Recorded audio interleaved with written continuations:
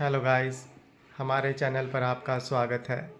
अगर आपको वीडियोस पसंद आ रही हैं तो प्लीज़ लाइक करें, कमेंट करें और शेयर करें। अगर आपने चैनल को अभी तक सब्सक्राइब नहीं किया है तो प्लीज़ चैनल को सब्सक्राइब करें। आकाश गुलेरिया और इंस्पेक्टर अब्बास हैरानी से रोहित को देखने लगे। तभी रोहित ने बिल्कुल धीमी आवाज़ में आकाश से कहा, "श्श, अनीका सो चुकी है। मेरे ख्याल में अभी इसे डिस्टर्ब करना ठीक नहीं रहेगा।" यह कहते हुए रोहित मारवा अनीका को हाथों में लिए पुलिस स्टेशन के अंदर जाने लगा। रोहित के साथ साथ उसके सारे बॉडीगार्ड्स भी रोहित का पीछा करते हुए अंदर की ओर जाने लगे। रोहित हाथों में अनीका को उठाए पुलिस स्टेशन के कॉरिडोर से चलते हुए इंटेरोगेशन रूम की तरफ जाने लगा।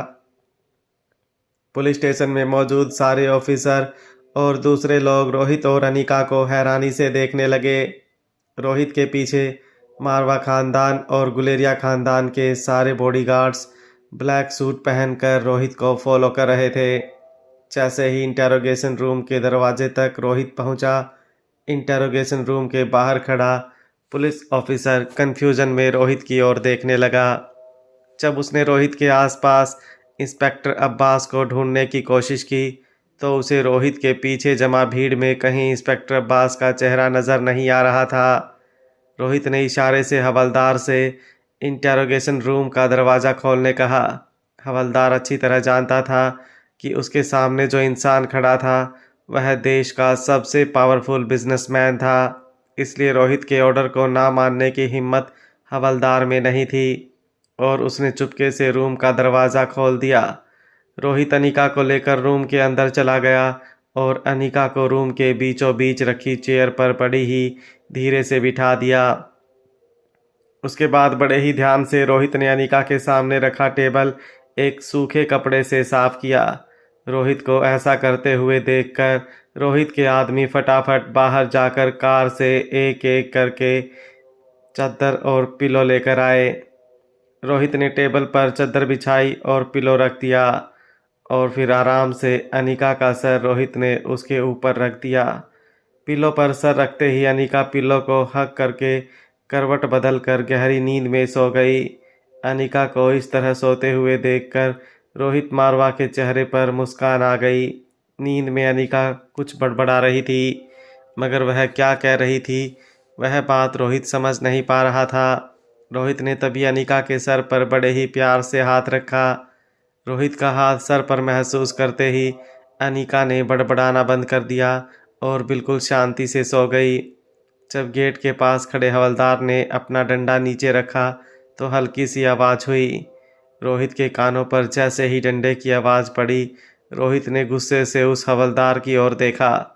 रोहित को इस तरह गुस्सा करते हुए देखकर हवलदार ने तुरंत अपना डंडा ज़मीन से उठा लिया और चुपचाप दरवाजे के पास खड़ा रह गया।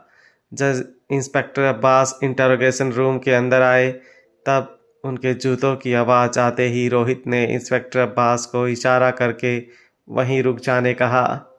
अनीका को इस तरह टेबल पर सोते हुए देखकर इंस्पेक्टर अब्बास को समझ नहीं आ रहा था कि आखिर यह रूम उनके पुलिस स्टेशन का इंटेरोगेशन रूम था या कोई 5 स्टार होटल का कमरा जहां रोहित मारवा ने अनीका के लिए एक प्राइवेट बेड सजा दिया था। इंस्पेक्टर अब्बास को यह सब कुछ बिल्कुल अच्छा नहीं लग रहा था, मगर वह अच्छी तरह जानते थे कि बूढ़े बाबा वाले केस में अनीका का कोई हाथ नहीं था और जिस तरह अनीका को उन्होंने ज़बरदस्ती घंटों तक पुलिस स्टेशन में डिटेन कर रखा था, उसके बाद इंस्पेक्टर अब्बास को रोहित मारवा से यह सब कुछ ना करें कहने में भी झिझक हो रही थी। तभी अचानक एक ऑफिसर दौड़ते हुए इंटेरोगेशन रूम के अंदर आया और इंस्पेक्टर अब्बास से कहने लगा, "सर, बूढ़े बाबा को जहर किसने दिया था यह पता लग चुका है?" जैसे ही रोहित ने उस ऑफिसर की ये बात सुनी, रोहित तेजी से चलकर उस ऑफिसर के पास आया। रोहित ने इंस्पेक्टर अब्बास और उस ऑफिसर को इशारा करते हुए इंटेरोगेशन रूम से बाहर निकलने कहा। इंस्पेक्टर अब्बास के पास रोहित मारवा की रिक्वेस्ट को मानने के अलावा और कोई चारा नहीं था। अनीका को इंटेरोगेशन रूम में आराम से सोते हुए छोड़कर सारे लोग पुलिस स्टेशन के कॉरिडोर में आ गए। जैसे ही रोहित मारवा इंस्पेक्टर अब्बास और उनके ऑफिसर के साथ बाहर निकला, रोहित ने इंटेरोगेशन रूम का दरवाज़ा बंद कर दिया। Interrogation room sound proof material से बना हुआ था। रोहित अच्छी तरह जानता था कि अनिका की नींद के लिए यह जगह बहुत अच्छी थी। जैसे ही रोहित मारवा ने मुड़कर इंस्पेक्टर अब्बास को देखा, इंस्पेक्टर ने रोहित से कहा, देखिए सर, मुझे लगता है कि हम मिस अनिका के जागने का वेट कर सकते हैं। आप उन्हें इस वक्त घर ले जा सकते हैं। मैं उनका स्टेटमेंट बाद में कभी ले लूँगा। जैसे इंस्पेक्टर अब्बास ने रोहित से यह कहा, रोहित ने जवाब देते हुए धीमी आवाज़ में इंस्पेक्टर अब्बास से कहा, ठीक है, अनिका के जागते ही मैं उसे यहाँ से ले जाऊँगा। रोहित और उनके आसपास खड़े सारे पुलिस ऑफिसर हैरान रह गए। रोहित मारवा के कहने का मतलब साफ था कि जब तक अनिका जागेगी नहीं, उसे कोई डिस्टर्ब नहीं करेगा। रोहित मारवा ने इंस्पेक्टर अब्बास की पुलिस स्टेशन को अनिका के गेस्ट हाउस में बदल कर रख दिया था। वहाँ गुलेरिया हाउस में पहुँचने के बाद व्योमा सीधे अपने कमरे में चली गई। जब सबको पता चला कि बूढ़े बाबा की तबीयत अब काफ़ी स्टेबल है, तो सारे नौकर चाकर और घर के बाकी लोग वापस गुलेरिया हाउस लौट आए थे। व्योमा अपने बेडरूम में आकर लगातार यहाँ वहाँ घूमने लगी। व्योमा अपने दोनों हाथ लगातार मसल रही थी। व्योमा के चेहरे पर इतना गुस्सा था कि ऐसा लग रहा था जैसे कभी भी व्योमा की आंखों से खून के आंसू टपकने लगेंगे। तभी व्योमा ने साइड टेबल पर पड़ा एक फ्लावर वास उठाया। कांच के बने फ्लावर वास को व्योमा गुस्से से देखने लगी। फ्लावर वास के अंदर व्योमा को अनिका का चेहरा नजर आने लगा था। अनिका के लिए अपने मन का सारा गुस्सा व्योमा फ्लावर वास पर निकालना चाहती थी, मगर जैसे ही फ्लावर वास तोड़ने के लिए व्योमा ने अपना हाथ उठाया, बेडरूम के दरवाजे पर कोई ज़ोर ज़ोर से नॉक करने लगा। व्योमा इतनी इरिटेट हो चुकी थी कि वह अभी किसी से मिलना नहीं चाहती थी, मगर अपने इमोशंस पर कंट्रोल करते हुए व्योमा ने अपनी नम आँखों को साफ किया और बड़ी ही पोलाइटली दरवाज़ा खोला। दरवाजे पर शारदा परेशान खड़ी थी। जैसे ही व्योमा ने दरवाज़ा खोला, शारदा बेडरूम के अंदर आ गई और बेडरूम का दरवाज़ा बंद करते हुए दबी हुई आवाज़ में व्योमा से कहने लगी, यह लड़की तो बहुत बड़ी चालबाज निकली। हमने सोचा था उससे कहीं ज़्यादा बड़ी चालाक है यह लड़की। इतनी बड़ी डॉक्टर है, मगर यह बात हमें कभी नहीं बताई। ज़रूर इसके मन में पाप छुपा है। मुझे बताओ, यह कैसे हो सकता है? एक लड़की जो इतनी खूबसूरत है, उसके अंदर इतनी सारी खूबियाँ भरी हैं, और आज यह भी पता चलता है कि वह देश की ही नहीं, दुनिया की सबसे बड़ी डॉक्टरों में से एक है। जरूर जादू टोना जानती होगी यह लड़की, बिल्कुल अपनी माँ की तरह। पता नहीं इसकी माँ ने बड़े साहब पर क्या जादू चला दिया था। बड़े साहब सब कुछ भूलकर उसके प्यार में पागल हो गए थे। क्या नहीं किया था बड़े साहब ने उसके लिए, मगर इसकी माँ ने बड़े साहब के साथ इतना बड़ा विश्वासघात किया कि बड़े साहब की पूरी ज़िंदगी बर्बाद हो गई। जो कुछ जान बच गई थी बड़े साहब के अंदर, उसे निकालने के लिए अब उस स्वाति की बेटी आ गई है। पता नहीं किस बात की सज़ा दे रही हैं यह माँ बेटी बड़े साहब को, और बेटी भी बिल्कुल माँ पर गई है। माँ ने बड़े साहब को अपने प्यार के जाल में फांस लिया था और फिर विश्वासघात करके साहब का हाथ छोड़कर चली गई थी। अब इतने सालों बाद बेटी आई है तो पता चलता है कि साहब के भाई के साथ ही उसने एक बच्ची को जन्म दिया था। मुझे तो यह सब कुछ सोचकर भी घिन होती है। कैसे बर्दाश्त करेंगे साहब यह सब कुछ? क्या मकसद हो सकता है इतने सालों बाद गुलेरिया हाउस लौटने का? जरूर इस लड़की के मन में भी उसकी माँ की ही तरह कोई गहरी साजिश होगी। मुझे लगता है यह लड़की रोहित मारवा के साथ भी वही करेगी जो इसकी माँ ने बड़े साहब के साथ किया था। पता नहीं रोहित मारवा को भी कौन सी गोली खिला दी थी इस औरत ने, जो रोहित मारवा को यह लड़की भाग गई। वरना तुम जैसी सुंदर, सुशील और होनहार लड़की को छोड़कर कौन सा लड़का 2 बच्चों की माँ के पीछे पागल हो सकता है? शारदा की बातें सुनकर व्योमा की सांसें तेज होने लगी थी। उसका खून उबलने लगा था, मगर व्योमा ने किसी तरह अपने चेहरे पर बिल्कुल शांति बनाए रखी थी। शारदा की बातें सुन सुनकर व्योमा बीच बीच में बस हाँ या ना में अपनी गर्दन धीरे से हिला देती थी, मगर मन ही मन उसे सिर्फ और सिर्फ अपने प्लान के फेल होने का दुख था। शारदा ने अपनी बात आगे बढ़ाते हुए कहा, मुझे तो एक बात नहीं समझ में आ रही है कि आखिर बूढ़े बाबा को जहर किसने दिया होगा। इतने महीनों से वह यहाँ हमारे साथ रह रहे हैं, फिर अचानक अनीका के आने के बाद ही उनके साथ यह हादसा क्यों हुआ। आखिर एक बूढ़े फकीर के पास कोई क्या बदला लेना चाहता होगा। मुझे तो लगता है बेबी कि इस साजिश में ज़रूर इस अनीका का ही हाथ होगा। उसी ने जानबूझकर बूढ़े बाबा को पहले जहर दिया होगा और फिर ऐन वक्त पर हॉस्पिटल पहुंचकर उनकी जान बचाकर सबकी नज़रों में बड़ा बनना चाहती होगी, ताकि गुलेरिया परिवार और मारवा परिवार की नज़रों में उसकी इज्जत बढ़ जाए और आपकी इज्जत कम होती जाए। शारदा की यह बातें अब व्योमा को तीर की तरह चुभने लगी थी।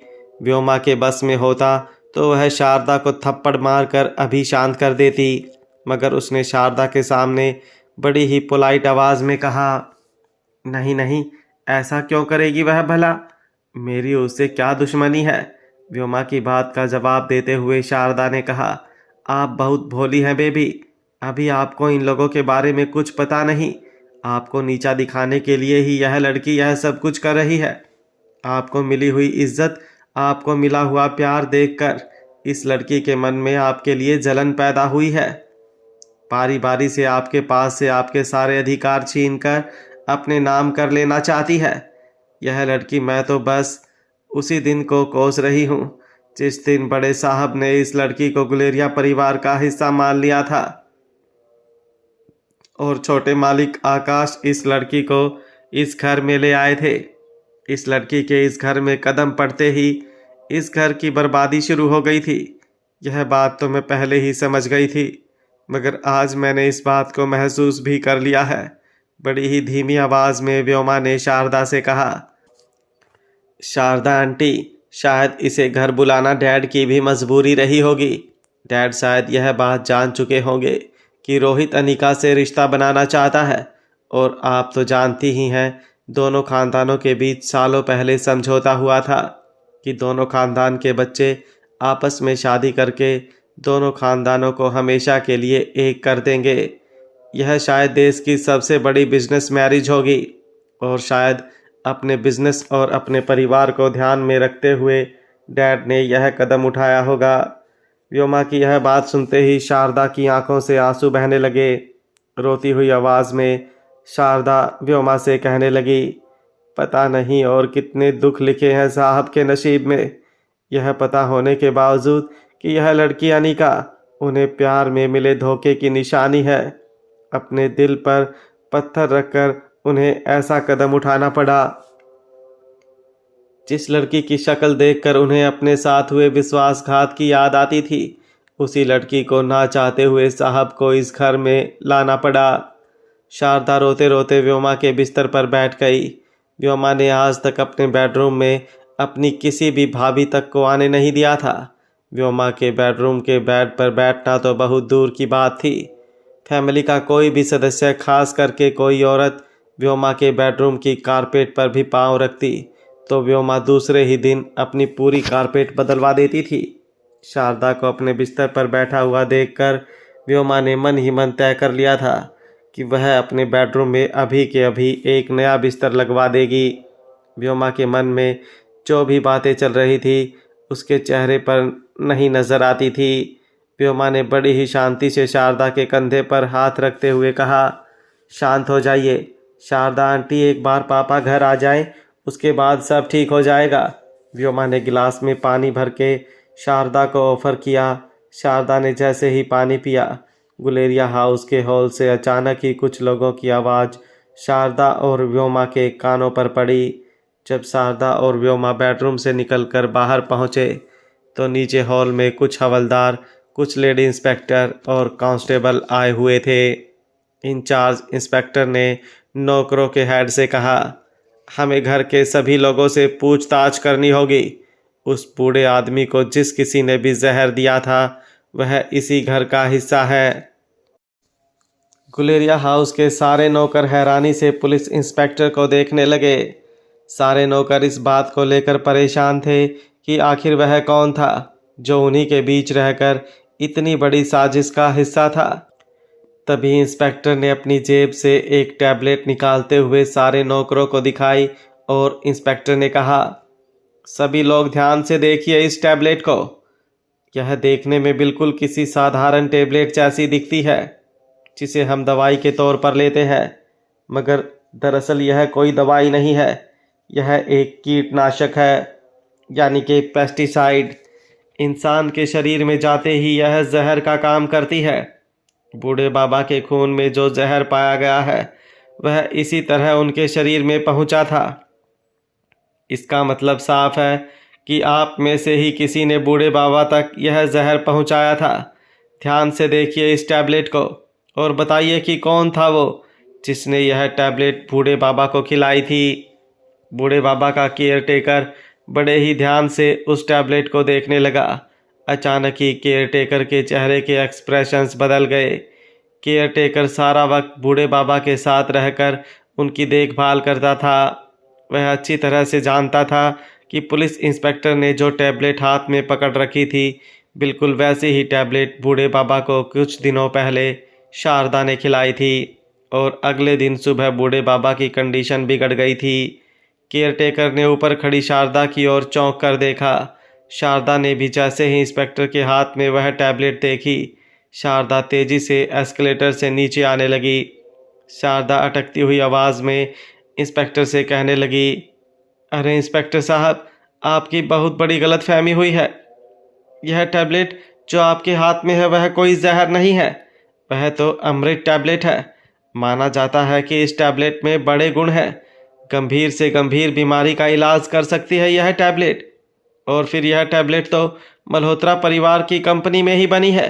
अनिका भी अच्छी तरह जानती है इस टैबलेट के बारे में। मैंने तो यहाँ तक सुना है कि कुछ ही दिनों में यह मार्केट में जब बिकने के लिए तैयार हो जाएगी तब बहुत ऊंचे दामों में एक टैबलेट बेची जाएगी। बूढ़े बाबा का इलाज जब अनिका कर रही थी तब उन्हें काफ़ी दिनों तक होश नहीं आया था। मैं काफ़ी डर गई थी। उनकी जान बचाने के लिए मैंने उन्हें ये टैबलेट दी थी। शारदा का कन्फेशन सुनते ही कुछ लेडी हवलदार तेजी से शारदा की ओर जाने लगी। एक लेडी कांस्टेबल ने जैसे ही शारदा को गिरफ्त में लेने की कोशिश की, इंस्पेक्टर ने उसे रोकते हुए कहा, रुक जाओ, पहले मुझे पूरी बात सुन लेने दो। इसके बाद इंस्पेक्टर ने शारदा की ओर ध्यान से देखा। शारदा तेजी से सांसें लेने लगी थी। शारदा के माथे से पसीना बह रहा था। शारदा के चेहरे के एक्सप्रेशन देखकर इंस्पेक्टर इतना तो समझ गया था कि शारदा को इस बात का एहसास हो गया था कि वह बहुत बड़ी मुसीबत में फंसने वाली थी। पुलिस इंस्पेक्टर ने शारदा के पास आकर पूछा, क्या आप मुझे बता सकती हैं कि यह टैबलेट आपको किसने दी? यह सवाल सुनते ही शारदा ने अपनी नज़रें झुका ली। ऊपर खड़ी व्योमा बड़े ही ध्यान से शारदा की ओर देख रही थी। शारदा घर की बहुत पुरानी और वफादार नौकर थी। शारदा ने हमेशा ही करण गुलेरिया से वफादारी की थी। करण गुलेरिया ने बड़े ही प्यार से व्योमा को पाल पोस कर बड़ा किया था। कभी किसी बात की तकलीफ नहीं होने दी थी व्योमा को। करण गुलेरिया ने कई कुर्बानियां देकर अपने परिवार को हमेशा ही एक रखा था। एक साथ कई सारी बातें शारदा के दिमाग में घूमने लगी थी, मगर सच्चाई यह थी कि शारदा को वो टैबलेट व्योमा ने दी थी। शारदा ने अपनी नज़र ऊंची करके एक बार ऊपर खड़ी व्योमा की ओर देखा। जैसे ही शारदा की नज़र व्योमा की नज़र से मिली, शारदा ने देखा कि व्योमा के माथे से पसीना बहने लगा था। शारदा ने फिर से अपनी नज़रें झुका ली और पास खड़े इंस्पेक्टर से धीमी आवाज़ में कहा, वो टैबलेट मैंने व्योमा बेबी के कमरे से ली थी।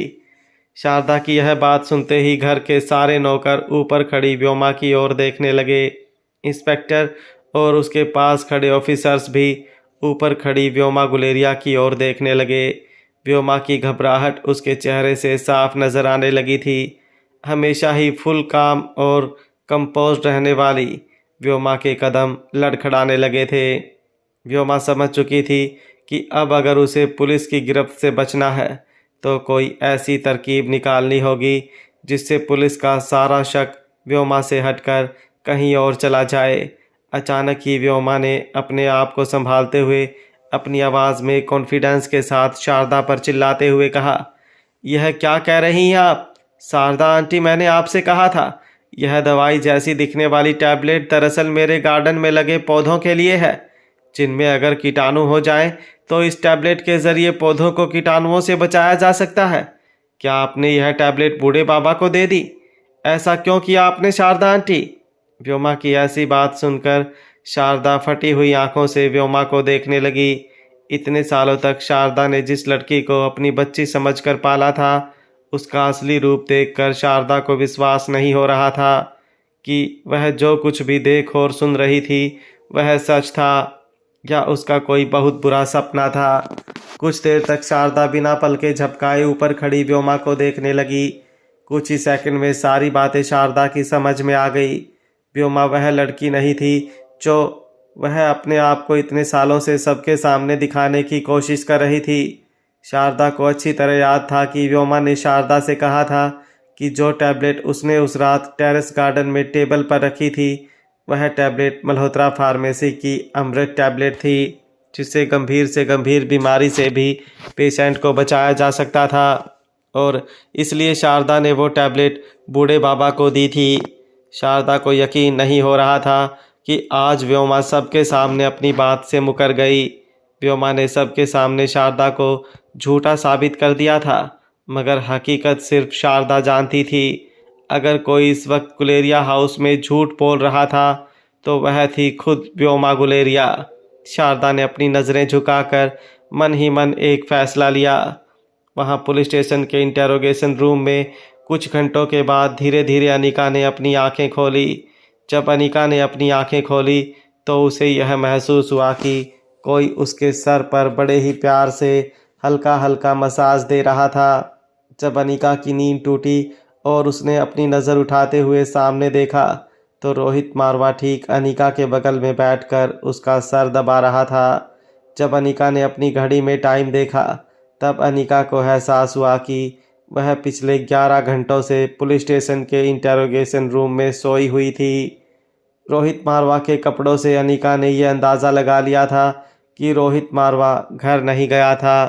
वह लगातार अनिका के साथ इसी कमरे में अनिका पर नज़र बनाए हुए बैठा था। तब अनिका को वह सारी बातें याद आने लगी जब रोहित ने बिना डरे इंस्पेक्टर अब्बास की गन उनके माथे से लगाकर अनिका को पुलिस स्टेशन से भागने में मदद की थी। अपने सर से रोहित मारवा का हाथ हटाते हुए अनिका ने रोहित से पूछा, मिस्टर मारवा, आप देश के सबसे बिजी बिजनेसमैन हैं। इतने घंटे बर्बाद करना क्या आपकी कंपनी के लिए सही रहेगा? रोहित मारवा ने जवाब देते हुए कहा, मैंने हमेशा कंपनी के हित में सारे डिसीजन लिए हैं। मैं प्रेजेंट में जो भी करता हूँ वह फ्यूचर के लिए अच्छा होता है और इस वक्त मैं भी कंपनी की फ्यूचर के बारे में ही सोच रहा हूँ। रोहित की ऐसी बातें किसी भी आम लड़की को बहुत ही आसानी से इम्प्रेस कर सकती थी, मगर अनिका को अपनी बातों से इम्प्रेस करना रोहित मारवा जैसे स्मार्ट, इंटेलिजेंट और हैंडसम लड़के के लिए भी काफ़ी मुश्किल था। टॉपिक बदलते हुए अनिका ने रोहित से पूछा, मिस्टर मारवा, जब आपने इंस्पेक्टर अब्बास के सर पर बंदूक रखी थी और मुझे पुलिस स्टेशन से भागने में मदद की थी, तब आपको ज़रा सा भी डर नहीं लगा? अगर मैं हॉस्पिटल ना जाकर शहर छोड़कर भाग जाती तो? अनिका के इस सवाल का रोहित ने सिर्फ एक स्माइल से जवाब दिया। रोहित ने जो नहीं कहा था वह अनिका समझ चुकी थी। अनिका ने अपनी बात आगे बढ़ाते हुए कहा, इतना भरोसा करते हैं आप मुझ पर? या शायद आपको यकीन था कि मैं बच्चों को छोड़कर कहीं नहीं भाग सकती? इस बार रोहित ने मुस्कुराते हुए अनिका से कहा, बात वह नहीं है अनिका, दरअसल मुझे यकीन था कि तुम मुझे छोड़कर कहीं नहीं जा सकती, क्योंकि तुम ही ने तो मुझसे कहा था कि तुम मुझसे प्यार करती हो। रोहित की यह बात सुनकर अनिका हैरानी से रोहित को देखने लगी। अनिका को याद नहीं था कि उसने आज तक कब रोहित से ऐसा कहा था कि वह रोहित से प्यार करती है। इससे पहले कि अनिका रोहित को यह सवाल पूछती, रोहित ने अपने दोनों हाथों से इशारा करते हुए अनिका से कहा, sorry, it was just a joke. मगर रहा सवाल आप पर भरोसे का, तो मुझे लगता है कि मुझे अपने दोनों बच्चों की माँ पर इतना तो भरोसा करना होगा, है ना? रोहित की यह बात सुनते ही अनिका ने अपनी नज़रें झुका ली। तभी अनिका को इस बात का एहसास हुआ कि पिछले कई घंटों से अनिका ने कुछ खाया नहीं था। भूख की वजह से अनिका के बॉडी में काफ़ी वीकनेस आ गई थी और धीरे धीरे अनिका का सर भी पकड़ने लगा था। अनिका ने रोहित की ओर देखते हुए पूछा, मुझे भूख लगी है। अनिका के मुंह से यह सुनते ही रोहित ने अपने फ़ोन से किसी को मैसेज किया। लगभग कुछ ही सेकंड में इंटरोगेशन रूम का दरवाज़ा खुला और कुछ लोग हाथ में बड़ी बड़ी थालियां लेकर अंदर आ गए। अनिका के सामने रखे टेबल पर लोगों ने अलग अलग तरह की डिशेज रख दी। Indian, continental, Chinese, Lebanese, Mexican, हर तरह के पकवान रोहित ने अनिका के लिए पहले से बनवा कर रखे थे। यहाँ तक कि रोहित ने पुलिस स्टेशन के बाहर एक वेंटी वैन मंगवा रखी थी जिसमें फ्रेश होने के लिए वॉशरूम भी मौजूद था। रोहित ने खास अनिका के लिए अलग अलग शेफ को पुलिस स्टेशन के बाहर बुला रखा था। उनके लिए पास वाली एक रेस्टोरेंट को रोहित ने बुक कर रखा था जिसकी किचन से अनिका के जागते ही सारे शेफ अनिका के लिए फ्रेश खाना बनाने लगे थे। रोहित के मैसेज करते ही रोहित के आदमी सारा खाना लेकर इंटरोगेशन रूम के अंदर आ गए। जब इंस्पेक्टर अब्बास को इस बात का पता चला कि अनिका जाग चुकी थी तो कुछ सवाल पूछने के लिए इंटरोगेशन रूम में आए। इंटरोगेशन रूम के अंदर अलग अलग पकवानों की खुशबू आ रही थी। इंटरोगेशन रूम के अंदर का नज़ारा देखकर खुद इंस्पेक्टर अब्बास सोच में पड़ गए थे कि आखिर वह अपने पुलिस स्टेशन में थे या किसी 5 स्टार होटल के रेस्टोरेंट में पहुंच गए थे। एक के बाद एक रोहित के लोग अनिका के लिए सारा ज़रूरत का सामान लेकर अंदर आने लगे। कोई अनिका के लिए नैपकिन लेकर आया तो कोई टूथब्रश और टूथपेस्ट। फिर अनिका ने बोतलें और हाथ मुंह धोने के लिए एक बड़ा सा पतीला भी मंगवाया गया था। इंस्पेक्टर अब्बास को लग रहा था कि मिस्टर रोहित मारवा अपनी बीवी को ज़रूरत से ज़्यादा ही पैम्पर कर रहे थे, मगर रोहित मारवा देश का सबसे बड़ा बिजनेस टाइकून था। इंस्पेक्टर अब्बास को रोहित को ऐसा करने से रोकने में झिझक हो रही थी। रोहित सारी रात अनिका के सामने बैठा रहा था, मगर रोहित एक पल के लिए भी खुद सोया नहीं था। रोहित ने यह सारा इंतज़ाम पहले से कर रखा था। रोहित यह नहीं जानता था कि अनिका एग्जैक्टली कितने घंटों के बाद जागेगी, इसलिए रोहित हर 2 घंटे में फ्रेश खाना बनवाता था और 2 घंटे पूरे होते ही सारा खाना गरीबों में बंटवा देता था ताकि जब भी अनिका जागे उसे फ्रेश खाना मिले। अनिका ने अपने टेबल पर सजाया हुआ खाना देखा और बिना किसी रिएक्शन के अपनी पसंदीदा चीज़ें अपनी प्लेट में रखीं और चम्मच से खाने लगी। अनिका को बहुत तेज़ भूख लगी थी, इसलिए अनिका की खाने की स्पीड भी रोज़ के मुकाबले कुछ ज़्यादा थी। अनिका को इस वक्त इस बात की भी चिंता नहीं थी कि खाना टेस्टी था या नहीं। किसी भी तरह से अनिका के शरीर को इस वक्त ताकत की ज़रूरत थी। जैसे जैसे एक एक निवाला अनिका के गले से नीचे उतरने लगा, अनिका के चेहरे पर चमक बढ़ती गई। इंस्पेक्टर अब्बास ने अनिका से कुछ पूछने की कोशिश की, तभी रोहित ने इशारे से इंस्पेक्टर अब्बास को कुछ वक्त रुकने को कहा। रोहित ने धीमी आवाज़ में इंस्पेक्टर अब्बास से कहा, अगर खाते वक्त अनिका ने बात की तो हो सकता है उसे इंडाइजेशन की प्रॉब्लम हो जाए। रोहित की यह बात सुनकर इंस्पेक्टर अब्बास को अपने कानों पर विश्वास नहीं हो रहा था। जैसे ही अनिका ने अपना आखिरी निवाला खाया, इंस्पेक्टर अब्बास ने अनिका और रोहित से कहा, बूढ़े बाबा को जिसने जहर दिया था वह इस वक्त हमारी गिरफ्त में है। इंस्पेक्टर अब्बास की बात सुनकर रोहित और अनिका दोनों चौंक गए। रोहित अच्छी तरह जानता था कि इंस्पेक्टर अब्बास काफ़ी तेज़ और होनहार ऑफिसर थे, मगर इतनी जल्दी इंस्पेक्टर अब्बास असली मुजरिम तक पहुंच जाएंगे, यह बात रोहित ने भी एक्सपेक्ट नहीं की थी। अनिका ने इंस्पेक्टर अब्बास से पूछा, क्या मैं जान सकती हूँ आपने किसे अरेस्ट किया है? इंस्पेक्टर अब्बास ने अपना सर झुकाकर कुछ देर सोचने के बाद आगे बढ़कर अनिका से कहा, मिस अनिका, हमने इस वक्त जिसे अरेस्ट किया है वह गुलेरिया हाउस में ही रहने वाली व्योमा गुलेरिया की केयर टेकर और करण गुलेरिया की पुरानी नौकर शारदा है। शारदा का नाम सुनते ही अनिका मन ही मन कुछ सोचने लगी।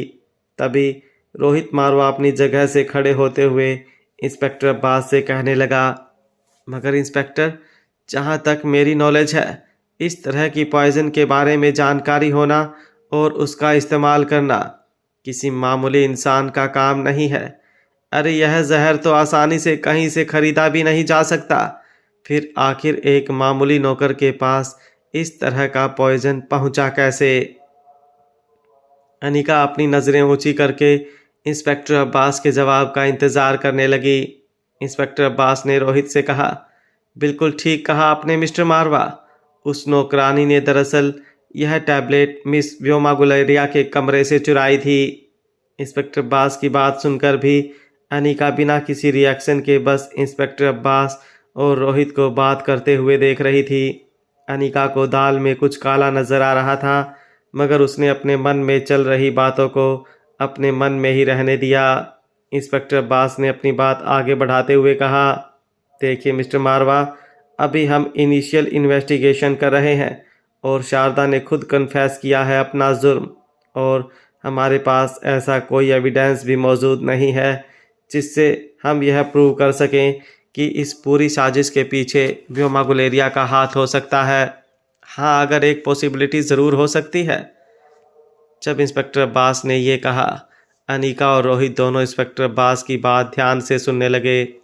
इंस्पेक्टर अब्बास ने कहा, यह ज़रूर हो सकता है कि शायद मिस व्योमा गुलेरिया ने शारदा जैसी कम पढ़ी लिखी औरत को बहला फुसलाकर यह टैबलेट बूढ़े बाबा को देने कहा हो, मगर अभी इस बात का कोई सबूत नहीं है हमारे पास, मगर हम छानबीन ज़रूर जारी रखेंगे। जब अनिका ने देखा कि इंस्पेक्टर अब्बास के पास इस वक्त आगे कहने के लिए कुछ नहीं था, तब अपनी जगह से खड़े होते हुए अनिका ने इंस्पेक्टर अब्बास से पूछा, क्या मैं कुछ देर के लिए शारदा से बात कर सकती हूँ? इंस्पेक्टर अब्बास अनिका की यह बात सुनकर कुछ परेशान लगने लगे। हालांकि एक गरीब की जान बचाकर अनिका ने पब्लिक संपत्ति हासिल कर ली थी और साथ ही साथ पुलिस का भी विश्वास जीत लिया था, मगर इस तरह से अनिका को एक अंडर इंटेरोगेशन सस्पेक्ट के साथ बात करने देना इंस्पेक्टर अब्बास को आउट ऑफ जुरिडिक्शन लग रहा था। मगर अनिका को डिटेन करने के लिए इंस्पेक्टर अब्बास ने ऐसे कई कदम उठाए थे जिन्हें पूरी तरह से कानून के दायरे के अंदर नहीं कहा जा सकता था। इंस्पेक्टर ने बिना कुछ कहे अनिका को इशारे से बगल वाले इंटेरोगेशन रूम का रास्ता दिखा दिया। जब अनिका शारदा के इंटेरोगेशन रूम में पहुंची, तब अनिका ने बिना टाइम वेस्ट किए सीधे ही शारदा के सामने वाली चेयर पर बैठते हुए शारदा से पूछा, क्यों किया तुमने ऐसा? अनिका की तेज़ नज़रें शारदा की आंखों को चीरते हुए शारदा का मन पढ़ पा रही थी। शारदा ने जब अनिका को अपने सामने देखा तो शारदा कुछ वक्त के लिए बिल्कुल सुन्न होकर अनिका को देखने लगी। शारदा की आंखों में थकान देखकर अनिका यह समझ पा रही थी कि शायद पूरी रात शारदा को पुलिस ने इसी चेयर पर बिठा कर रखा था और शारदा काफ़ी घंटों से ना तो सोई थी और ना ही शारदा ने कुछ खाना खाया था। शारदा के बिखरे हुए बाल, झुकी हुई आंखें देखकर अनिका ने अपनी आवाज़ में थोड़ी नरमाहट लाते हुए फिर से शारदा से पूछा, क्या आप मुझे बताएंगे कि आपने ऐसा क्यों किया? अनिका का ये सवाल काफ़ी पेचीदा था। शारदा ध्यान से अनिका के सवाल को समझने की कोशिश करने लगी। अनिका के इस सवाल के दो मतलब हो सकते थे कि शारदा ने बूढ़े बाबा को जहर क्यों दिया था, और दूसरा मतलब यह है कि क्यों शारदा किसी और का जुर्म अपने सर पर ले रही थी। अनिका एक बात अच्छी तरह जानती थी कि भले ही शारदा का व्यवहार अनिका की तरफ बहुत बुरा रहा था, मगर शारदा गुलेरिया परिवार की एक वफादार नौकर थी। अनिका अच्छी तरह जानती थी कि शारदा ऐसा कोई काम नहीं कर सकती थी जिससे गुलेरिया परिवार और करण गुलेरिया का सर शर्म से झुक जाए। शारदा ने अनिका के साथ जो कुछ भी किया था, शारदा के पास उसकी वजह थी, मगर बूढ़े बाबा को जहर देने का जो इल्ज़ाम शारदा पर लगाया गया था, वो जुर्म करने की शारदा के पास कोई वजह नहीं थी। और ना ही इतने दिनों में हुई शारदा के साथ छोटी मोटी बातचीत से अनिका को कहीं से ऐसा लग रहा था कि शारदा ने ऐसा कुछ किया हो सकता था। अनिका अच्छी तरह जानती थी कि शारदा किसी और का जुर्म अपने सर पर ले रही थी और वह शख्स और कोई नहीं बल्कि व्योमा गुलेरिया थी। कुछ देर खामोश रहने के बाद शारदा ने दबी हुई आवाज़ में अनिका से बात करना शुरू किया। शारदा ने कहा, मैं जानती हूँ कि शायद वो एक अच्छी इंसान नहीं है, मगर वह गुलेरिया परिवार का हिस्सा है और बड़े साहब की बेटी है। बड़े साहब की गैर हाजिरी में उसे बचाना मेरा फ़र्ज है। बड़े साहब के बहुत एहसान है मुझ पर और उनका कर्ज उतारने के लिए मेरे पास और कुछ नहीं है। मैं कम से कम बड़े साहब के लिए इतना तो ज़रूर कर सकती हूँ। शारदा की बातों पर अनिका को चिढ़ होने लगी थी। अनिका ने धीमी मगर कड़क आवाज़ में शारदा से कहा, मगर आप जानती हैं उसने जो कुछ भी किया बहुत गलत किया। वह एक अच्छी इंसान नहीं है, वह तरस खाने के लायक ही नहीं है और इतनी बड़ी कुर्बानी के लायक भी नहीं है। अनिका की इस बात पर पहली बार शारदा ने अपना सर ऊंचा किया और अनिका की आंखों में आंखें डालकर कहा, यह बात तुम्हारे मुंह से अच्छी नहीं लगती। साहब की आज जो भी हालत है उसके पीछे तुम्हारी माँ का ही हाथ है और तुम रही सही कसर पूरी करने आई हो। क्या बिगाड़ा था साहब ने तुम्हारी माँ का? इतना प्यार दिया, यहाँ तक कि तुम्हारी माँ के चले जाने के बाद साहब ने पूरी जिंदगी अकेले ही गुजार दी, मगर बदले में क्या मिला बड़े साहब को? सिर्फ और सिर्फ धोखा, विश्वासघात। तुम जिसे धोखेबाज कहने की कोशिश कर रही हो, मैंने उससे भी बड़ी धोखेबाज को साहब की जिंदगी बर्बाद करते हुए देखा है। क्या तुम्हारे पास कोई जवाब है कि तुम्हारी माँ साहब की इतनी बड़ी कुर्बानी के लायक थी या नहीं? चलो मानते हैं तुम मेरे मुंह से जिसका नाम सुनना चाहती हो उसने किसी की जान लेने की कोशिश की थी, मगर तुम्हारी माँ ने तो कई लोगों की जान बचाई थी, मगर आखिरकार उसने भी साहब को ऐसा धोखा दिया कि साहब ना तो ठीक से जी पा रहे हैं और ना ही। आगे कुछ बोलने से पहले ही शारदा की आंखों से आंसू बहने लगे। शारदा ने रोते हुए फिर से अपना सर झुका लिया। गुलेरिया हाउस में आकाश अपने बेडरूम में बैठा पिछले दिनों जो कुछ भी हुआ उसके बारे में सोच रहा था। आकाश भी पूरी रात सो नहीं पाया था, इसलिए उसका सर भारी हो चुका था। कुछ देर बाद व्योमा आकाश के कमरे में आई। आकाश ने देख लिया था कि व्योमा कमरे में दाखिल हुई थी, मगर आकाश ने व्योमा की ओर नज़र उठाकर भी नहीं देखा। इशारे से आकाश ने व्योमा को अपने पास वाली चेयर पर बैठने कहा। व्योमा चुपचाप आकर उसके सामने बैठ गई। आकाश अपने एक हाथ से अपना सर दबा रहा था। आकाश की आंखें बंद थी और वह अपनी चेयर के सामने रखे एक छोटे से स्टूल पर धीरे धीरे अपने पांव हिला रहा था। व्योमा ने धीमी आवाज़ में आकाश से पूछा, आकाश, क्या तुमने मुझे बुलाया? व्योमा की आवाज़ सुनने के बाद भी आकाश व्योमा की ओर नहीं देखा। वह बस धीरे धीरे अपना सर दबा रहा था। आकाश की आंखें अभी भी बंद थी। आकाश ने अपनी गहरी आवाज़ में व्योमा से पूछा, क्या ज़रूरत पड़ गई थी तुम्हें यह सब कुछ करने की? आकाश का ये सवाल सुनते ही व्योमा के शरीर में जैसे खून जम गया था। अटकती हुई आवाज़ में व्योमा आकाश से कहने लगी, यह क्या कह रहे हो तुम आकाश? मैं कुछ समझी नहीं। आकाश ने जवाब देते हुए कहा, तुम अच्छी तरह जानती हो मैं क्या कहना चाहता हूँ। शारदा पिछले कई सालों से हमारे यहाँ काम कर रही है, इतना तो मैं भी जानता हूँ, और तुम भी जानती हो कि बूढ़े बाबा को शारदा जहर नहीं दे सकती। व्योमा ने गहरी सांस लेते हुए अपने अंदर हिम्मत इकट्ठा करके आकाश से कहा, तो तुम कहना क्या चाहते हो? मैंने बूढ़े बाबा को जहर दिया है? यह तुम कैसे कह सकते हो आकाश? आकाश की आंखें अभी भी बंद थी। आकाश ने अपने जूतों को एक दूसरे से टकराते हुए व्योमा से कहा, मैं कोई पुलिस नहीं जो तहकीकात करूँगा और तुम्हारे खिलाफ सबूत मिलने पर तुम पर कार्रवाई करूँगा। मुझे ऐसा कुछ करने की ज़रूरत नहीं है और ना ही मैंने तुम्हें यहाँ अपने कन्फेशन देने के लिए बुलाया है। आकाश का एटीट्यूड देखकर अब व्योमा के माथे से पसीना बहने लगा था, मगर किसी तरह अपनी घबराहट अपने चेहरे पर ना लाते हुए व्योमा ने आकाश से कहा, देखो आकाश, मुझसे एक छोटी सी गलती हुई है, बस मुझे वह टैबलेट घर में नहीं लानी चाहिए थी। अगर मैं वह टैबलेट घर में लाती ही नहीं तो वह टैबलेट शारदा के हाथ ना लगती और ना ही शारदा ने बूढ़े बाबा को जहर दिया होता। मेरी गलती तो तुम मेरा जुर्म कहना चाहते हो तो यह गलत है। और फिर शारदा आंटी ने खुद अपना गुनाह कबूल किया है। व्योमा यह बात अच्छी तरह जानती थी कि भले ही वह करण गुलेरिया की लीगल बेटी थी, करण गुलेरिया की दौलत शोहरत पर आकाश से ज़्यादा व्योमा का हक था, मगर वह यह भी अच्छी तरह जानती थी कि अगर आकाश ने व्योमा के खिलाफ कोई फैसला सुना दिया तो परिवार और कंपनी के सारे लोगों को आकाश की बात माननी होगी।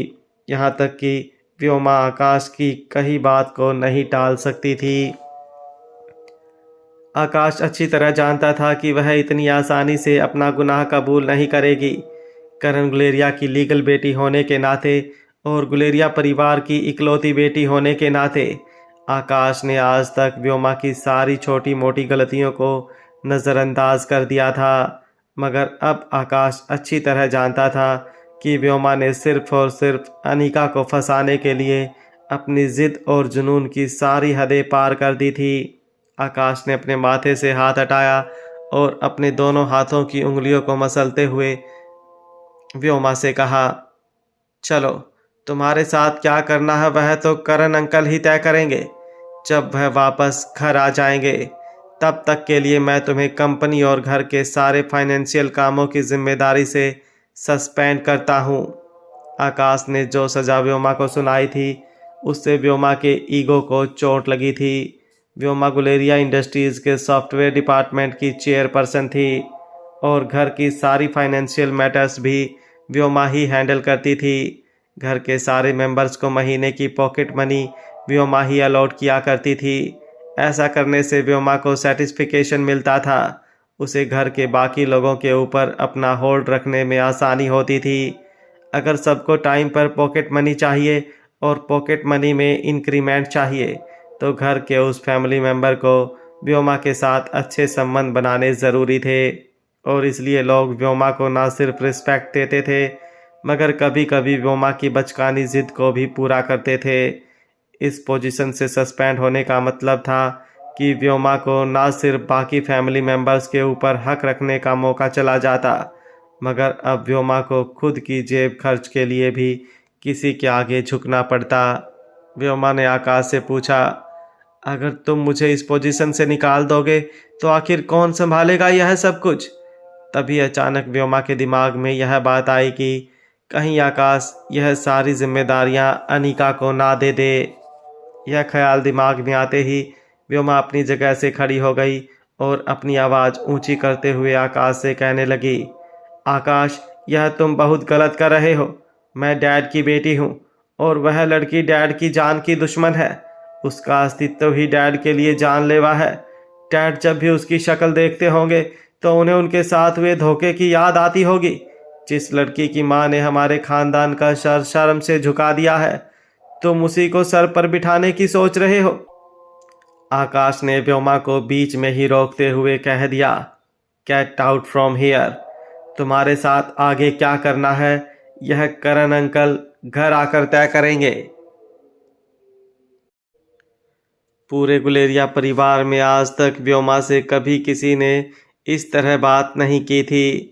व्योमा आकाश के बर्ताव को देखकर इतना तो समझ चुकी थी कि गुलेरिया परिवार में यह व्योमा के राज का अंत की शुरुआत थी। व्योमा बिना कुछ कहे चुपचाप सर झुकाकर आकाश के बेडरूम से बाहर चली गई। व्योमा के जाते ही मयूर गुलेरिया, जो बेडरूम के बाहर से व्योमा और आकाश की सारी बातें सुन रहा था, अंदर आ गया। अंदर आते ही मयूर ने आकाश से पूछा, क्या तुम इसे बिना सज़ा दिए ऐसे ही जाने दोगे? आकाश ने फिर से अपनी आंखें बंद कर ली और धीरे से अपने एक हाथ से अपना सर दबाते हुए मयूर से कहा, यह आज भी गुलेरिया परिवार की बेटी है, करण अंकल की लीगल डॉटर है। उसके साथ जो कुछ भी करना है वह करण अंकल तय करेंगे। बस एक बार करण अंकल ठीक होकर घर वापस आ जाएं। आकाश की बात सुनने के बाद मयूर गुलेरिया ने अपनी गर्दन झुकाकर बड़ी ही धीमी आवाज़ में आकाश से कहा, मैं भी यही चाहता हूँ कि करण अंकल जल्द से जल्द ठीक होकर घर वापस आ जाएं। मगर अगर ऐसा ना हुआ तो, करण अंकल कभी ठीक नहीं हो पाए तो। कुछ देर तक खामोश रहने के बाद आकाश ने धीरे से अपनी आंखें खोली और मयूर की ओर देखकर कहा, तब भी व्योमा गुलेरिया हाउस की बेटी ज़रूर कहलाई जाएगी, मगर हमें जल्द से जल्द व्योमा के लिए कोई अच्छा सा लड़का देखकर उसकी शादी कर देनी होगी। उसकी शादी में हम वह सारे फर्ज पूरे करेंगे, वो सारे हक और अधिकार उसे देंगे जो गुलेरिया परिवार की बेटी होने के नाते उसे मिलने चाहिए। आकाश के इस बात से मयूर भी पूरी तरह से सहमत था, इसलिए आकाश की ओर देखते हुए मयूर ने हाँ में अपना सर हिला दिया। मयूर ने अपनी बात आगे बढ़ाते हुए आकाश से पूछा, आकाश, अनिका घर कब वापस आएगी? आकाश ने एक लंबी सांस छोड़ते हुए कहा, जब मैं पुलिस स्टेशन से निकला था तब अनिका जागी नहीं थी, मगर मैंने हमारे आदमी अनिका की सेफ्टी के लिए वहां तैनात कर रखे हैं। मिस्टर रोहित मारवा और उनके आदमी भी वहीं मौजूद हैं। आकाश देख रहा था कि अनिका की ओर मयूर का एटीट्यूड काफ़ी बदल चुका था। जो मयूर हमेशा ही अनिका के लिए दिल में गुस्सा लिए घूमता था, उसे आज अनिका की फिक्र हो रही थी। मयूर के बात करने के तरीके से आकाश ने यह महसूस कर लिया था कि धीरे धीरे मयूर अनिका को अपनी बहन के रूप में स्वीकार करने लगा था। आकाश ने मयूर की ओर देखते हुए कहा, तो क्या मैं यह समझ लूं कि तुमने भी अनिका को गुलेरिया परिवार की बेटी और अपनी बहन के रूप में स्वीकार कर लिया है? हालांकि मयूर के दिल ने यह बात एक्सेप्ट कर ली थी, मगर कहीं ना कहीं अपने चेहरे पर एक फेक इरिटेशन लाकर मयूर ने आकाश से कहा, नहीं नहीं, ऐसी कोई बात नहीं। हाँ, इतना ज़रूर है कि हम जिस लड़की को बेहद आलसी और नकचड़ी लड़की समझ रहे थे, वह दरअसल देश और दुनिया की सबसे मशहूर डॉक्टर निकली। और हो भी क्यों ना, आखिर गुलेरिया परिवार का खून है उसकी रगों में। हाँ, मगर ऐसी कोई बात नहीं कि मैं यह सब कुछ सुनकर उसका फ्रेंड बन चुका हूँ। मेरी ज़िंदगी में सिर्फ एक ही आइडल है, वह है martial art champion Brahmaputra academy की दीदी, और मेरे दिल में उनके लिए जो रिस्पेक्ट है, वह जगह और वह रिस्पेक्ट मैं किसी और को नहीं दे सकता। जब मयूर और आकाश एक दूसरे के साथ यह सारी बातें कर रहे थे, तभी अचानक आकाश की नज़र अपने फ़ोन पर गई। आकाश की फ़ोन स्क्रीन पर एक मैसेज फ्लैश होने लगा, क्या अनिका घर आ चुकी है? यह सवाल श्रेया ने आकाश से मैसेज पर पूछा था। श्रेया का नंबर फ्लैश होते ही आकाश ने अपने पांव अपने सामने रखे स्टूल से हटा लिए और झटके से अपनी जगह से उठकर खड़ा हो गया। आकाश ने श्रेया को जवाब देते हुए उल्टा श्रेया से ही सवाल पूछ लिया, ऐसा क्यों पूछ रही हो? क्या तुम उसे मिस कर रही हो? कुछ देर बाद श्रेया का मैसेज आया, मैं उसे काफ़ी टाइम से कॉल लगा रही हूँ, मगर वह मेरा कॉल रिसीव नहीं कर रही है, इसलिए मैंने सोचा कि शायद वह अब तक पुलिस स्टेशन में ही होगी। अगर वह गुलेरिया हाउस वापस आ जाए या तुम्हारी उसके साथ बात हो पाए, तो उससे कहना कि रिया उसे बहुत मिस कर रही है और वह उसे मेरे घर से पिकअप कर ले। श्रेया का यह मैसेज पढ़ते ही अचानक आकाश ने अपने जूते पहने और ड्राइवर को कॉल लगाकर कहने लगा, जल्दी गाड़ी निकालो, हमें अभी इसी वक्त कहीं पहुंचना है। यह कहते हुए आकाश अपने बेडरूम से बाहर निकलने लगा। मयूर गुलेरिया आकाश को इस तरह हड़बड़ाहट में तेजी से जाते हुए देखकर पूछने लगा, अरे कहाँ जा रहे हो आकाश? क्या तुम अनिका के घर लौटने का इंतज़ार नहीं करोगे? मयूर का सवाल सुनने के बाद भी आकाश रुका नहीं। कॉरिडोर में चलते हुए आकाश ने मयूर से कहा, मैं बच्ची को पिक करने जा रहा हूँ। आकाश के इस जवाब पर मयूर गुलेरिया हैरानी से तेजी से चल रहे आकाश की ओर देखने लगा। मयूर को इस बात की हैरानी हो रही थी कि आज वीकेंड था, स्कूल में बच्चों की छुट्टी थी, पिंकी भी घर पर ही थी, फिर आखिर आकाश बच्ची को पिक करने की बात क्यों कर रहा था? वहाँ अनिका शारदा के इंटेरोगेशन रूम से बाहर निकली। शारदा के साथ कुछ देर बात करने से अनिका को इस बात का एहसास हो चुका था कि शारदा से एक बहुत बड़ी गलती हुई थी।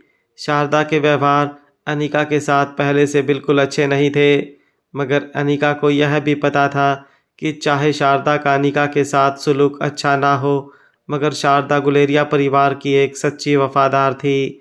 अपने मालिक करण गुलेरिया के लिए शारदा के दिल में बहुत रिस्पेक्ट थी। आजकल के ज़माने में जहाँ नौकर पैसों के लिए अपने मालिक की जान तक ले सकते थे, उस जमाने में शारदा जैसे नौकर भी थे जो अपने मालिक के लिए अपनी जान भी दांव पर लगा सकते थे। बस इसी वजह से अनिका के दिल में कहीं ना कहीं शारदा के लिए सॉफ्ट कॉर्नर था। आखिर शारदा ने व्योमा का इल्ज़ाम अपने सर पर लेकर गुलेरिया परिवार से वफादारी निभाई थी। अनिका मन ही मन कुछ सोचते हुए कॉरिडोर में खड़े इंस्पेक्टर अब्बास के पास आई। इंस्पेक्टर अब्बास अनिका का इंतज़ार करते हुए अनिका के इंटेरोगेशन रूम के बाहर खड़े थे। जब अनिका इंस्पेक्टर अब्बास के पास आई, तब इंस्पेक्टर अब्बास ने अनिका से पूछा, क्या बात की आपने शारदा के साथ? इंस्पेक्टर अब्बास का सवाल सुनते ही अनिका ने इंस्पेक्टर अब्बास के आसपास खड़े ऑफिसरों की ओर देखा और फिर बिना कुछ कहे सर झुकाकर अपने इंटेरोगेशन रूम के अंदर चली गई। अनिका का बर्ताव देखकर इंस्पेक्टर अब्बास हैरान थे। उन्होंने अपने ऑफिसर्स को बाहर रहने का इशारा किया और अनिका के पीछे इंटेरोगेशन रूम के अंदर चले गए। जैसे ही इंस्पेक्टर अब्बास इंटेरोगेशन रूम के अंदर दाखिल हुए, अनिका जो इंस्पेक्टर अब्बास की ओर पीठ करके खड़ी थी, उसने अपने दोनों हाथ फोल्ड करते हुए इंस्पेक्टर अब्बास से कहा, इस इंटेरोगेशन रूम में नींद काफ़ी अच्छी आई मुझे। इंस्पेक्टर अब्बास, आप जानते हैं क्यों? अनिका की इस बात पर इंस्पेक्टर अब्बास कुछ हैरानी से अनिका की ओर देखने लगे। धीरे से इंस्पेक्टर अब्बास की ओर मुड़ते हुए अनिका ने इंस्पेक्टर अब्बास से कहा, क्योंकि इस इंटेरोगेशन रूम की चारों दीवारें साउंड प्रूफ हैं। बाहर की दुनिया की आवाज़ इस रूम के अंदर नहीं सुनाई देती और इस रूम की आवाज़ बाहर की दुनिया तक नहीं पहुंचती।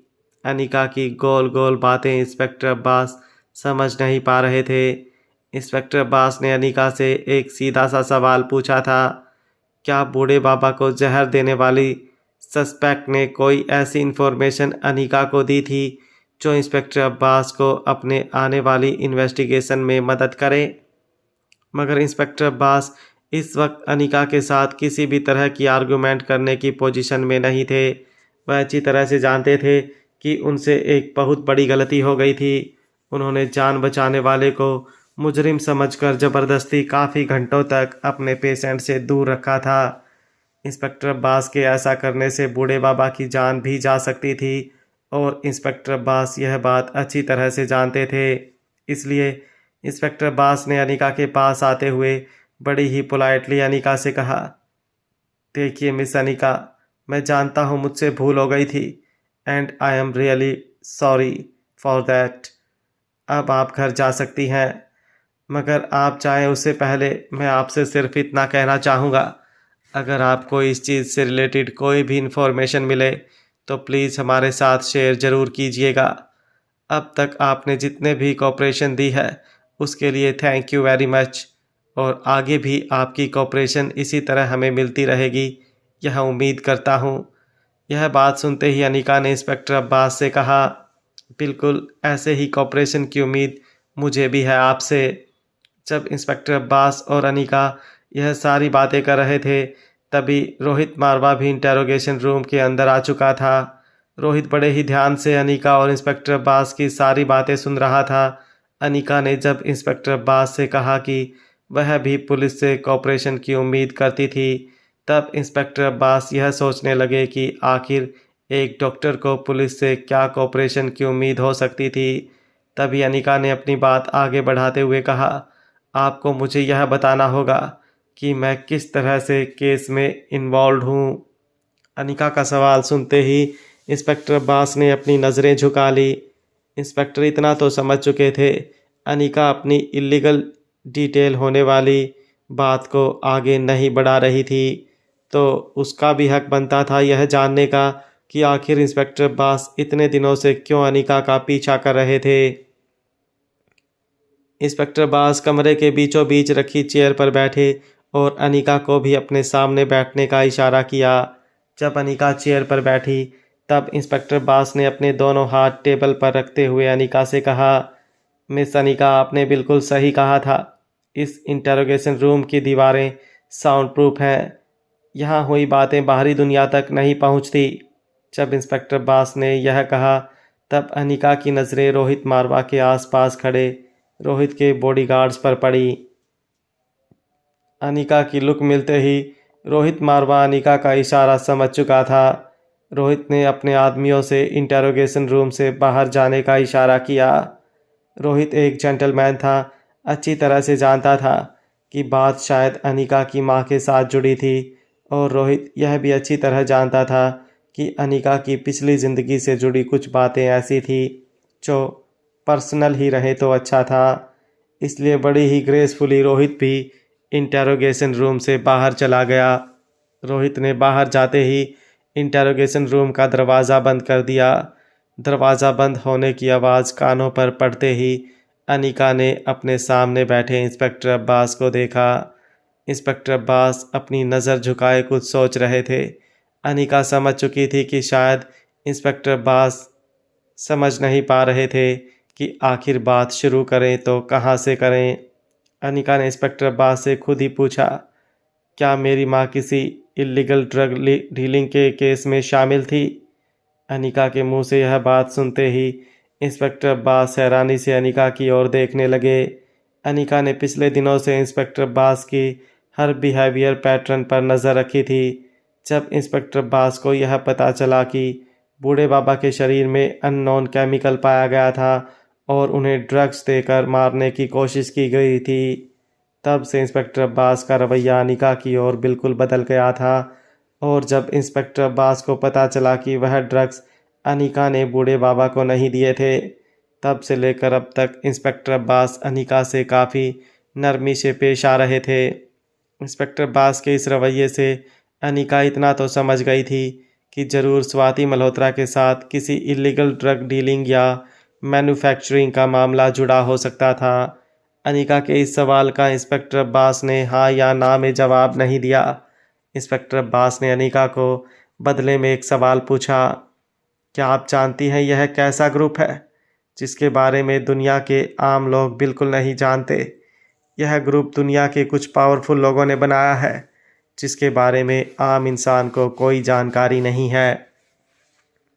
इंस्पेक्टर अब्बास की बात सुनकर अनिका को इंपीरियल ग्रुप की याद आ गई।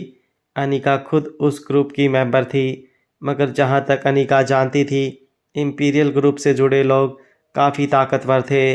उनके एक डिसीजन से देश की और दुनिया की इकोनॉमी बदल सकती थी। मगर अनिका को जहाँ तक इंपीरियल ग्रुप के बारे में नॉलेज थी, वह किसी भी तरह से ड्रग मैन्युफैक्चरिंग या ड्रग को बढ़ावा देने वाला ग्रुप नहीं लग रहा था। अनिका को इंपीरियल ग्रुप में मेंबरशिप स्वाति ने विरासत में दी थी। यह बात अनिका को अब और ज़्यादा हैरान कर रही थी कि आखिर क्या कनेक्शन था स्वाति मल्होत्रा का इंपीरियल ग्रुप के साथ और इंपीरियल ग्रुप का ड्रग मैन्युफैक्चरिंग से। अनिका एक बात अच्छी तरह से जानती थी कि इंपीरियल ग्रुप कभी भी किसी ड्रग डीलिंग के साथ नहीं जुड़ी हुई हो सकती थी। पिछले काफ़ी सालों से अनिका इंपीरियल लीग की मेंबर थी और लगभग सारी मीटिंग्स अनिका ने अटेंड की थी, मगर इतने सालों में कभी भी इंपीरियल लीग के लोगों ने ना तो इस तरह की इलीगल डील के बारे में बात की थी और ना ही उनकी बातों से कभी यह महसूस हुआ था कि इंपीरियल लीग के मेंबर्स इस तरह की ड्रग मैन्युफैक्चरिंग और सप्लाइंग से जुड़े हो सकते थे। इंस्पेक्टर अब्बास अभी भी समझ नहीं पा रहे थे कि वह किस तरह से अनिका को केस के बारे में बताएं। कहीं ना कहीं इंस्पेक्टर अब्बास अभी भी यह समझ नहीं पा रहे थे कि आखिर अनिका का असली चेहरा क्या था। एक छोटे शहर से आई हुई लड़की, एक भागी हुई मुजरिम की बेटी, या देश की और दुनिया की सबसे मशहूर न्यूरोसर्जन। इतनी सारी पर्सनैलिटीज़ एक ही लड़की में कैसे हो सकती है? यह सोच सोचकर इंस्पेक्टर अब्बास पहले से बहुत परेशान थे। मगर जिस तरह से अनिका ने बूढ़े बाबा की जान बचाई थी, यह देखते हुए इंस्पेक्टर अब्बास के मन में अनिका के लिए रिस्पेक्ट बढ़ गया था और इंस्पेक्टर अब्बास ने अनिका को डिटेन करके जो भूल की थी उसका भी उन्हें एहसास हो चुका था। इंस्पेक्टर बास ने धीमी आवाज़ में अनिका से कहा, देखिए मिस अनिका, हम नहीं जानते हैं कि वह ऑर्गेनाइजेशन कहाँ बिजी है, उसका नाम क्या है और कौन कौन से लोग अभी इस वक्त उस ऑर्गेनाइजेशन से जुड़े हैं, मगर मैं आपको इतना ज़रूर कह सकता हूँ कि वह ऑर्गेनाइजेशन शायद दुनिया की सबसे ख़तरनाक ऑर्गेनाइजेशन है। वो लोग ड्रग्स बनाकर ह्यूमन एक्सपेरिमेंट्स कर रहे हैं जिससे पूरी की पूरी ह्यूमन रेस को खतरा हो सकता है। अगर उनके एक्सपेरिमेंट सक्सेसफुल हो गए और किसी तरह उनके बनाए हुए वह घातक ड्रग्स और केमिकल्स इंसानों के अंदर आ गए तो यह इंसानी कौम के लिए बहुत खतरनाक हो सकता है। अनिका यह सब कुछ सुनकर शॉक हो गई थी। तभी इंस्पेक्टर बास ने अपनी बात आगे बढ़ाते हुए कहा, 20 साल पहले उस ऑर्गेनाइजेशन ने इन ड्रग्स की ह्यूमन ट्रायल करना शुरू कर दिया था। मुझे डर है कि जिस दिन उन्हें कामयाबी मिल गई वो दिन ह्यूमन स्पीसीज के लिए सबसे काला दिन होगा। अनिका यह सारी बातें सुनकर चौंक गई। उसे समझ नहीं आ रहा था कि कोई भी आदमी या ऑर्गेनाइजेशन ऐसा क्यों करना चाहेगा, और सबसे बड़ी बात यह थी कि इतनी खतरनाक ऑर्गेनाइजेशन के साथ अनिका की मां स्वाति का क्या रिश्ता था। अनिका ने दबी हुई आवाज़ में इंस्पेक्टर अब्बास से पूछा, क्या मेरी मां भी उस ऑर्गेनाइजेशन का हिस्सा थी? इंस्पेक्टर अब्बास ने अपनी नज़र झुकाते हुए जवाब दिया, सालों पहले मेरी माँ इस ऑर्गेनाइजेशन का पर्दाफाश करने के लिए एक सीक्रेट ऑपरेशन को हेड कर रही थी। एक दिन उसके हाथ कामयाबी लगी और उसने तुम्हारी माँ को गिरफ्तार कर लिया, मगर तुम्हारी माँ यानी कि स्वाति मल्होत्रा ने मेरी माँ से कहा कि एक पेशेंट की जान खतरे में है और उस पेशेंट को अगर कोई बचा सकता था तो वह सिर्फ स्वाति मल्होत्रा थी।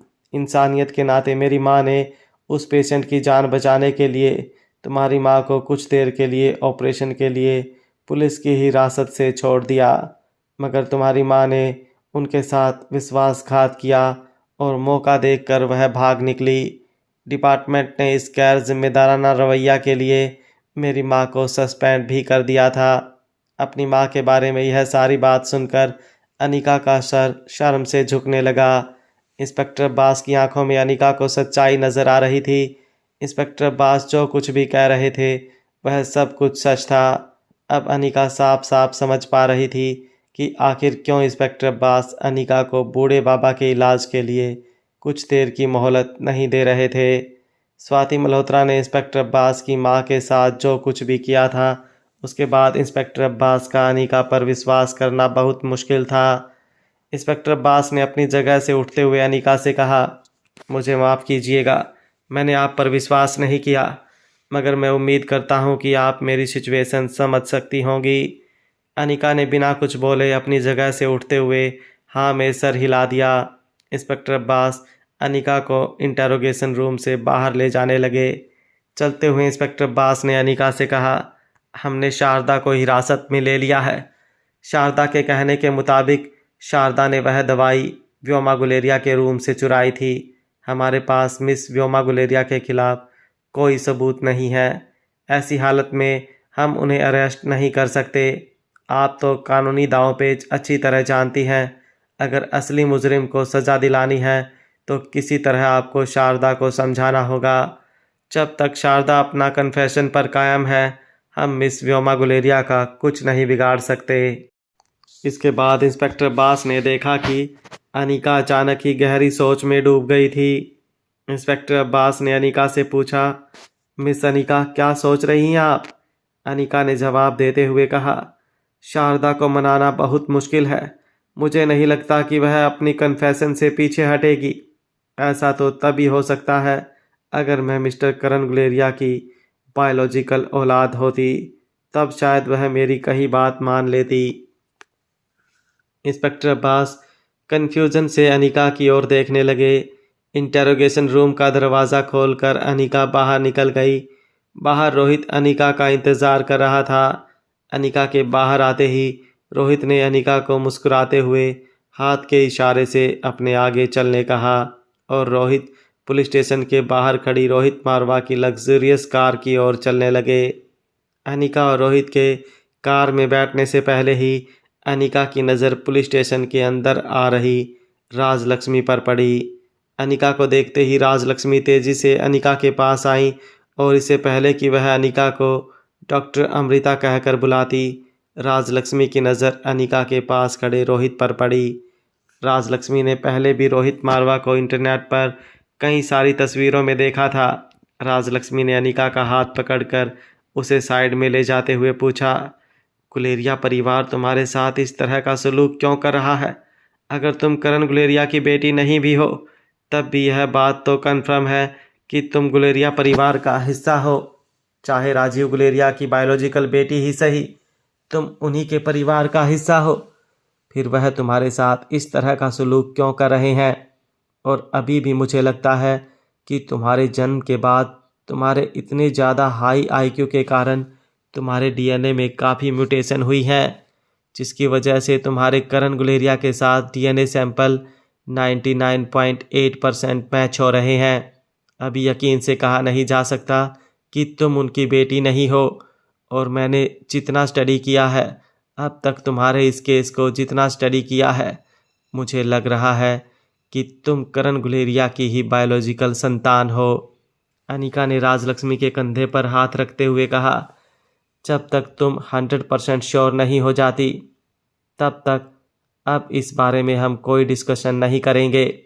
अनिका का जवाब सुनते ही राजलक्ष्मी ने कहा, मगर 100% क्लैरिटी के लिए हमें उस वक्त के डीएनए सैंपल चाहिए होंगे जब तुम्हारे अंदर डीएनए की म्यूटेशन शुरू नहीं हुई थी। मतलब तुम्हारे पैदा होने के 3-4 साल बाद तक के डीएनए सैंपल हमें मैच करवाने होंगे करण गुलेरिया के डीएनए सैंपल्स के साथ। मगर मैं ये भी अच्छी तरह जानती हूँ कि यह मुमकिन नहीं है।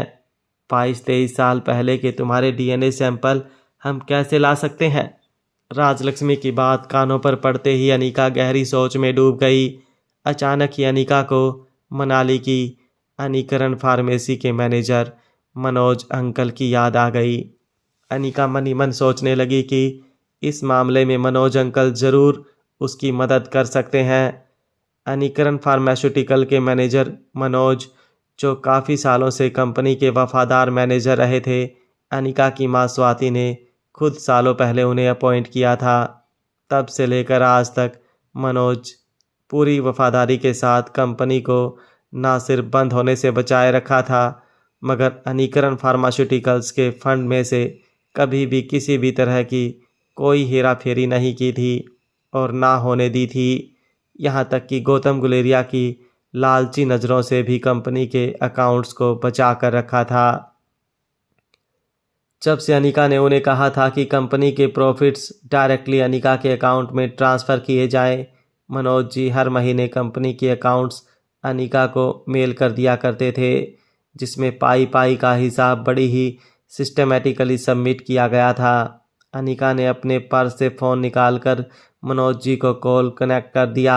मनोज जी ने कॉल रिसीव करते ही अनिका से कहा, आखिरकार तुम मान ही गई बेटा, सचमुच आज मेरे लिए बहुत खुशी का दिन है। अनिका समझ नहीं पा रही थी कि आखिर मनोज जी इतने एक्साइटेड क्यों थे। मनोज जी ने अपनी बात आगे बढ़ाते हुए कहा, बताओ बेटा, कब आ रही हो तुम अपनी कंपनी की बागडोर अपने हाथों में लेने के लिए? मनोज जी की बात सुनते ही अनिका ने अपना एक हाथ अपने माथे पर रख दिया और धीमी आवाज़ में कहने लगी, मनोज अंकल, मैंने आपको एक ज़रूरी काम से कॉल किया था, मैं कंपनी नहीं संभाल सकती। मनोज जी को यह समझ नहीं आ रहा था कि आखिर कंपनी संभालने से ज़्यादा ज़रूरी काम क्या हो सकता था। मगर अनिका का जवाब सुनते ही मनोज जी की आवाज़ में खुशी बिल्कुल कम हो गई और उन्होंने अनिका से पूछा, बताओ बेटा, क्या पूछना चाहती हो तुम? सारे अकाउंट्स मैंने तुम्हें मेल कर दिए हैं। हाँ, मगर तुम्हें किसी भी तरह का कन्फ्यूज़न हो तो मैं उसे दूर करने के लिए तैयार हूँ। मनोज जी की बात काटते हुए अनिका ने कहा, अंकल ऐसी कोई बात नहीं है। मैंने आपसे पहले भी कहा था कि वह कंपनी आपकी है। कंपनी के अकाउंट से रिलेटेड कोई सवाल मैं आपसे नहीं पूछना चाहती और ना ही कभी पूछूंगी। मैं बस इतना जानना चाहती हूँ कि क्या माँ ने मेरे लिए कोई चीज़ पीछे छोड़ी थी? कुछ देर सोचने के बाद मनोज जी ने जवाब दिया, इस कंपनी और तुम्हारी माँ के गुणों के अलावा और कुछ नहीं छोड़ा तुम्हारी माँ ने तुम्हारे लिए। अनिका ने अपनी आवाज़ ऊंची करते हुए पूछा, अरे यू आर श्योर अंकल? माँ ने कुछ नहीं छोड़ा मेरे लिए? कोई ब्लड सैंपल, बचपन के कटे हुए नाखून, कटे हुए बाल, कुछ भी? अनिका का यह सवाल सुनकर मनोज जी शौक हो गए। अटकती हुई आवाज़ में मनोज जी ने अनिका से कहा, यह क्या कह रही हो तुम बेटा? इस तरह की चीज़ें कौन छोड़ता है अपने बच्चों के लिए? मनोज अंकल का जवाब सुनकर अनिका अपने होंठ चबाने लगी। वह जानती थी कि अनिका की माँ ने जरूर अनिका के लिए कोई ऐसा क्लू या कोई ऐसा सुराग छोड़ा होगा जिससे अनिका अपने पास्ट के बारे में जान पाए।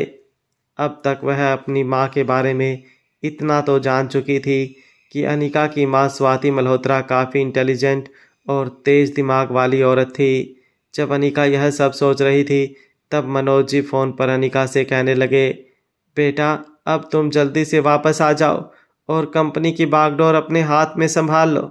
मैं बूढ़ा हो चुका हूँ और कंपनी में कई ऐसे फैसले हैं जो अब तुम्हें ही लेने होंगे। मैं चाहता हूँ कि तुम जल्द से जल्द आकर सारा काम संभाल लो। मेरा अब कोई भरोसा नहीं। तबीयत भी अब पहले जैसी नहीं रही। पता नहीं किस वक्त क्या हो जाए। इससे पहले कि मनोज अंकल वही पुरानी घिसी पिटी टेप रिकॉर्ड चलाने लगते, अनिका ने मनोज अंकल से कहा, आपको कुछ नहीं होगा, मैं आपको कुछ होने नहीं दूंगी, डोंट वरी। मगर मैं वहाँ नहीं आ सकती, कम से कम फ़िलहाल कुछ वक्त के लिए तो बिल्कुल नहीं। यह कहते हुए अनिका ने फ़ोन डिस्कनेक्ट कर दिया और राजलक्ष्मी के पास जाकर कहा, तुम्हें कुछ वक्त यहीं रहना होगा मेरे साथ। राजलक्ष्मी डॉक्टर अमृता की असिस्टेंट थी और इस वक्त डॉक्टर अमृता पिछले कई दिनों से दिल्ली में थी। हॉस्पिटल में हुए इंसिडेंट के बाद सब लोग यह जान चुके थे कि अनिका ही डॉक्टर अमृता है और अब डॉक्टर अमृता को अपनी असिस्टेंट राजलक्ष्मी की ज़रूरत पड़ने वाली थी। ना सिर्फ बेंगलुरु में राजलक्ष्मी अनिका की असिस्टेंट थी मगर हमेशा ही एक दोस्त की तरह अनिका के मॉरल सपोर्ट के लिए राजलक्ष्मी एक मजबूत पिलर की तरह खड़ी रहती थी। अनिका भी अच्छी तरह जानती थी कि डॉक्टर अमृता की आइडेंटिटी सबके सामने खुलने के बाद उसे लोगों के कई सवालों का जवाब देना होगा। शायद अनिका पहले से ज़्यादा बिजी होने वाली थी। अनिका के शेड्यूल को मैनेज करने के लिए अनिका को राजलक्ष्मी की ज़रूरत पड़ने वाली थी। राजलक्ष्मी ने अनिका से कहा, ठीक है मैडम, आज से आपकी ड्यूटी फिर से शुरू करती हूँ, बताइए कहाँ रहना है मुझे? अनिका ने रोहित मारवा की कार की ओर इशारा करते हुए राजलक्ष्मी से कहा, चलो मेरे साथ, तुम मेरे साथ गुलेरिया हाउस में रहोगी। जैसे ही अनिका राजलक्ष्मी के साथ रोहित मारवा की कार के पास पहुंची, रोहित ने अनिका के लिए कार का दरवाज़ा खोल दिया मगर जैसे ही अनिका कार के अंदर बैठी, रोहित ने राजलक्ष्मी को अंदर बैठने से रोक लिया।